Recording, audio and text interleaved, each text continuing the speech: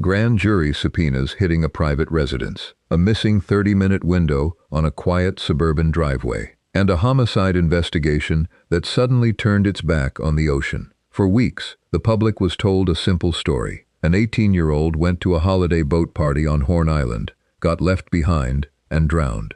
Case closed. No foul play, except state prosecutors just redirected their entire focus toward the mainland.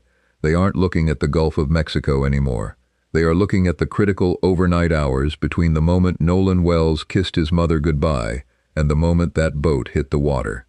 Somewhere in that 14-hour window, 30 minutes vanished, and a grand jury is now using court orders to find out why. If you want the raw, unvarnished forensic breakdown of cases the mainstream media glosses over, hit that subscribe button right now and ring the notification bell. We track the court dockets, analyze the digital paper trails, and follow the evidence wherever it leads. The central question in this case is no longer just what happened on Horn Island. The question that should terrify everyone involved is, what condition was Nolan Wells in before he ever stepped foot on that deck? Let's dissect this timeline shift, because the geography of this investigation just changed entirely. So first off, we remember these GPS coordinates that were plotted for us, remember? Those GPS coordinates were taken from Wyatt's boat and they were plugged into Google Earth, and they developed a PowerPoint slide that we saw there that mapped out all of the points. So I decided to overlay those Google points on top of the points of the research that I'd already been doing. I discovered some interesting stuff, because if they were just overlaying it on Google Earth, it should have been easy as cake, right? Well, I cannot tell you how many hours I spent trying to perfectly overlay this. Like, look at the islands in the middle here. I get them lined up and then other things won't match up. Like, you'll notice, like I said, these islands, look, they aren't moving, but everything else around it isn't working. So right away, my instincts are telling me that somebody manipulated this image to cover something up. Of course, that is alleged. I can't prove that, but, you know, it's supposed to just overlay. So honestly, I just did the best I could, and I mostly just focused on the top half, trying to get like the marina and the grandparents' house they went to all line up. So now we can really follow which way this boat was driving and the kind of stops it seemed to be making. And if you'll notice here, it goes right next to that marina that I was telling you guys about with the Marty McGrath, which is who, according to Katie, that she got a ride from. So they passed the marina, and as you can see, it juts out almost like it was pulling up to this dock. And then there's these two houses here, especially this house, where it seems like the boat pulled into the docks there. Then it went all the way down here. There's a little like lock area here, so you have to go through here. And it went to the bridge. And I was like, why did they go all the way to the bridge to turn around? But it turns out right here is a big old fishing pier. And then right next to that is the Ocean Springs Yacht Club. And a lot of these families are connected to the yacht club. But before I go on, I want to play a portion of this audio that's supposedly like a voicemail that has been going around. It hasn't been authenticated, but it has important information, because I'll be honest, it sounds genuine to me and it works with my data. So hold on. But he was like, oh, I'm just gonna go back with Katie. We'll be right behind y'all. We were all going to the same house, the same place. He was like, I'll be right behind y'all. Y'all go ahead without me. I'll see y'all. Like, I'm literally gonna be right behind y'all, whatever. So Wyatt and all them left because they were like, okay, you're just gonna go with Katie, whatever.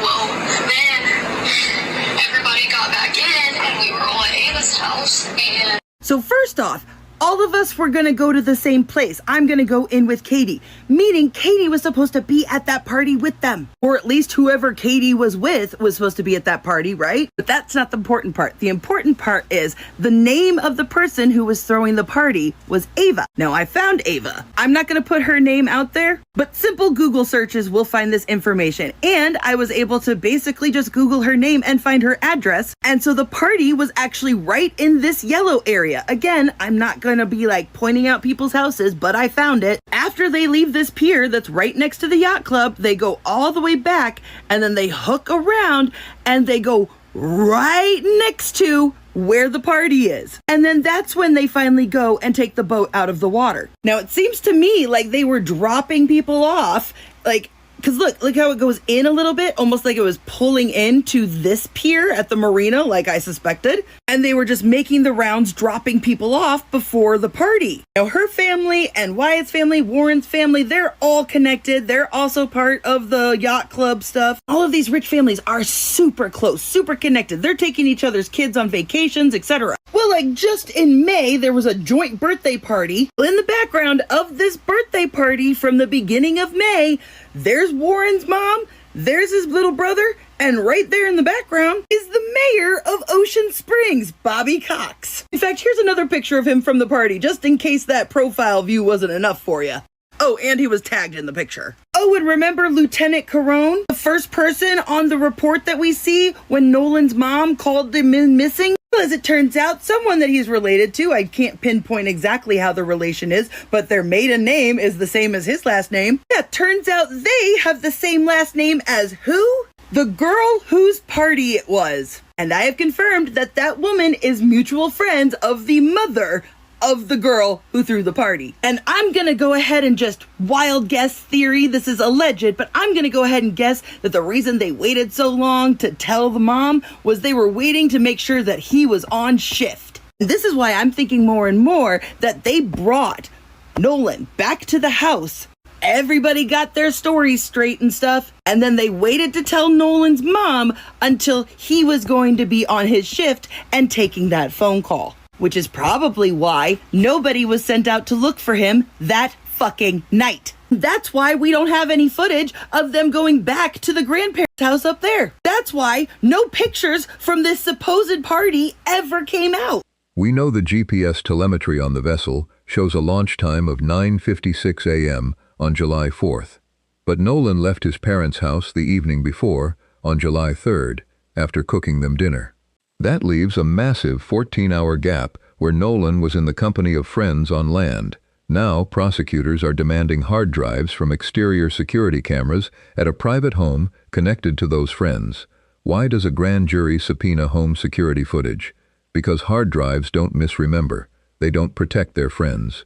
They record exact, hard-coded timestamps of every headlight that sweeps across a driveway, every door that opens, and every person who walks through the frame.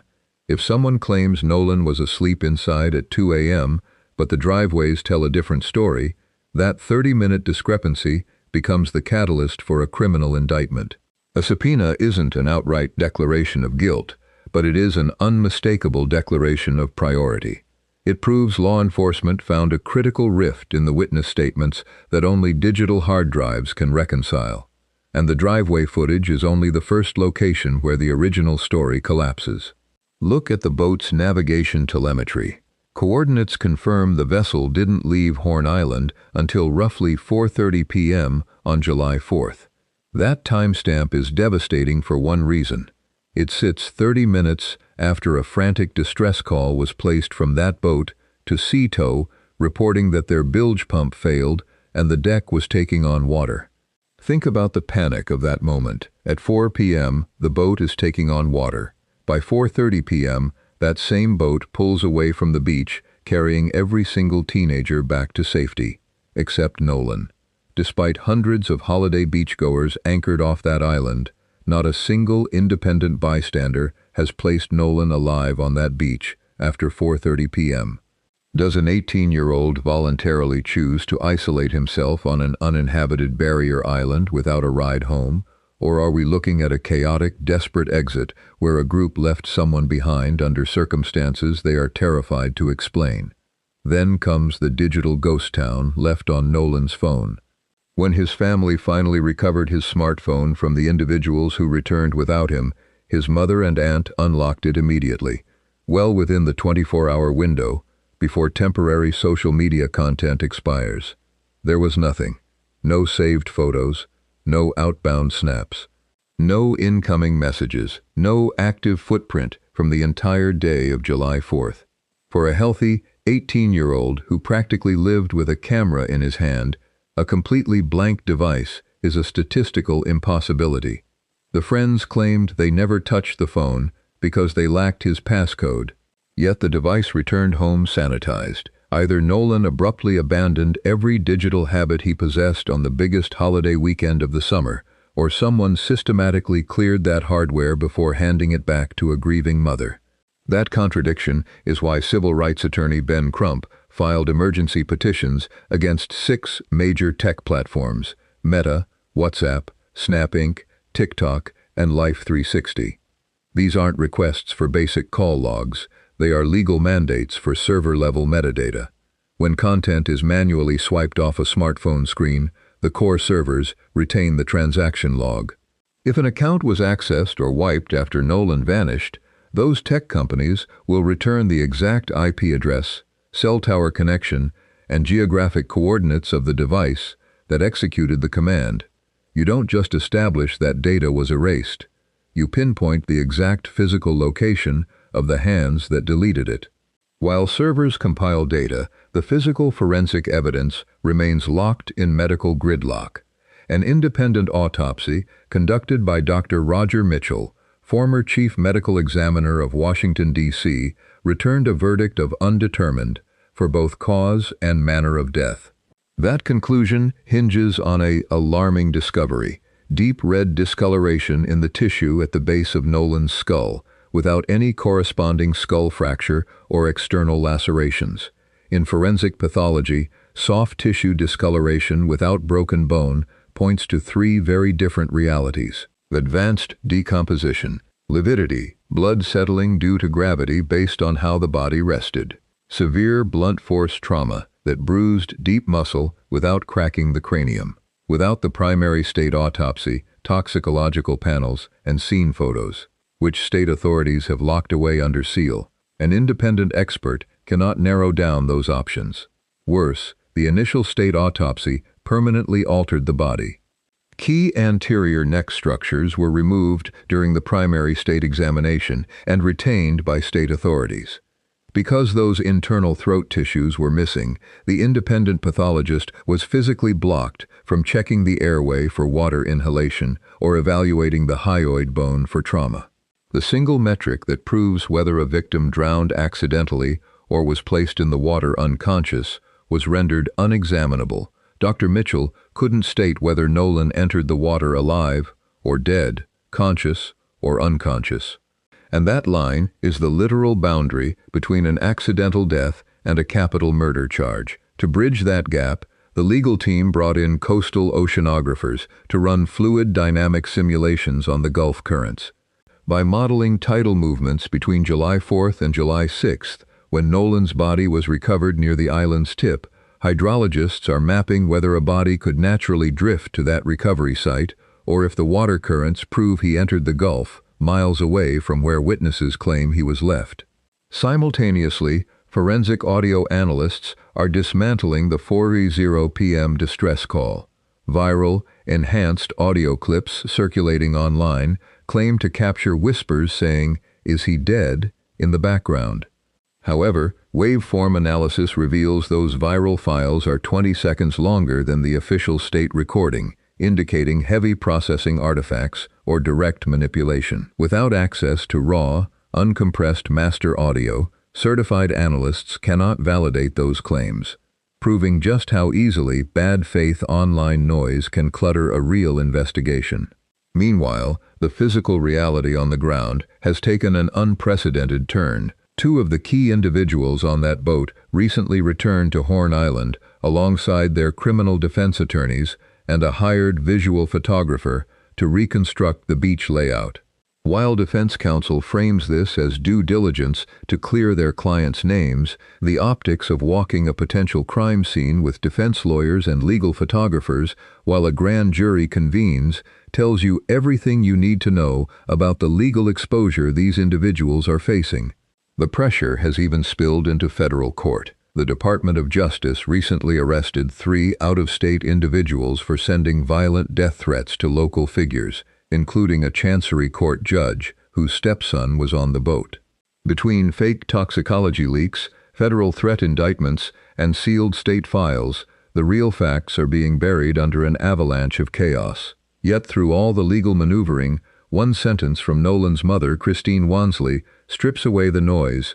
"I am asking for answers. That is it. that is all. This family isn't demanding a conviction without proof. They are demanding equal investigative aggression. If an 18-year-old black student-athlete goes missing, surrounded by peers who return home safely on a sanitized boat, the response from law enforcement should not be a hasty declaration of no foul play, followed by weeks of radio silence. Nolan Xavier Wells was a standout athlete with a bright future ahead of him. He cooked dinner for his family, gave his mother a hug, promised he'd be right back, and never made it home. Right now, 4 clocks are ticking simultaneously. The grand jury is evaluating the state's sealed files and toxicology reports. The 21-day deadline for tech giants to deliver server-level metadata is running out. Marine engineers are finalizing tidal drift models of the Gulf currents. Prosecutors are analyzing the physical hard drives from those private security cameras. If those driveway cameras show Nolan leaving without incident, the focus remains on the chaos at the beach. But if those cameras reveal an unaccounted-for gap, a driveway altercation, or an injury sustained long before the boat launched, the official story collapses entirely. It means this didn't start on an island miles out at sea. It started on land, behind closed doors, hours before anyone touched the water. We are tracking every court filing, every subpoena response, and every grand jury update as it breaks. What piece of evidence do you think will ultimately break this case open? The tech metadata or the driveway hard drives? Sound off in the comments below. Share this video to keep Nolan's story in the light, and subscribe right now so you don't miss our next deep dive. Demand transparency, stay sharp, and say his name, Nolan Xavier Wells.